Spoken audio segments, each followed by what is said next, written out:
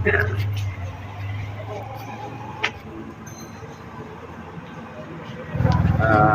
যে আজকে দেখতে পাচ্ছি যে মইনুল উম্মাহ পরিষদের পক্ষ থেকে যে ত্রাণ কর্মসূচির আয়োজন করা হয়েছে, উপহার যেটাই বলি বন্যার্থদের জন্য, যারা বন্যায় কষ্ট করতেছে পানিতে, তাদের জন্য। মূলত এই মইনুল উম্মাহর মূল উদ্দেশ্যটা কি, এবং মানে কারা এরা, বা তোমাদের এই সংগঠনের মূল উদ্দেশ্যটা কি, কি জন্য এই সংগঠন? আসসালামু আলাইকুম ওয়া রাহমাতুল্লাহ। আপনাকে ধন্যবাদ জানাই, গুরুত্বপূর্ণ একটি প্রশ্ন করেছেন। আসলে মইনুল উম্মাহ পরিষদ স্বেচ্ছাসেবী, উম্মতের স্বেচ্ছাসেবী, উম্মতের সেবক, মানুষের সেবক। এটাই হচ্ছে আমাদের সংগঠনের মূল কাজ, মানুষের অসহায় মানুষের পাশে দাঁড়ানো এবং মানুষের সেবা করা, যে কোনো দুর্দিনে মানুষের পাশে দাঁড়ানো। এটাই হচ্ছে আমাদের সংগঠনের মূল লক্ষ্য। আদর্শ সমাজ নির্মাণ করা এবং বর্তমান যে যুব সমাজ আছে তাদেরকে অন্যায়ের পথে থেকে এনে কিভাবে ন্যায়ের পথে আনা যায়, এটাই হচ্ছে আমাদের সংগঠনের উদ্দেশ্য, লক্ষ্য উদ্দেশ্য।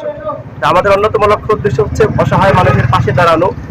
সেইখান থেকে মূলত আমাদের যে সমস্ত ভাইয়েরা বন্যাতে কষ্ট করছে তাদের জন্য আমাদের এই উদ্যোগ।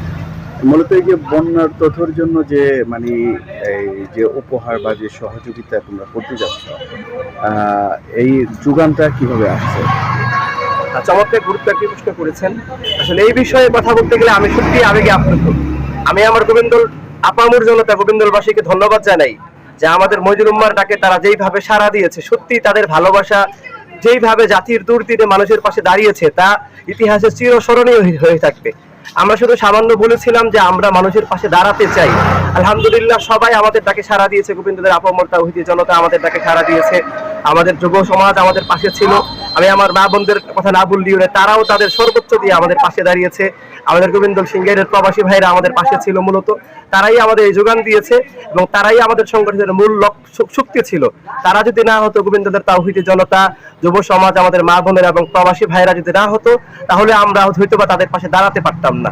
তাই এইভাবেই তাদের মাধ্যমে তারা যেইভাবে পেরেছে, কেউ যেভাবেই পেরেছে, কেউ চাউল দিয়ে, কেউ কাপড় দিয়ে, কেউ আমাদেরকে নগদ অর্থ যোগান, এভাবেই আমাদের এই বিশাল উপহারযুক্ত আমরা জমা করতে পেরেছি, এখান থেকে যোগান এসেছে। চিন্তা ভাবনা কি কোন এলাকার এই বন্যার্তদের জন্য?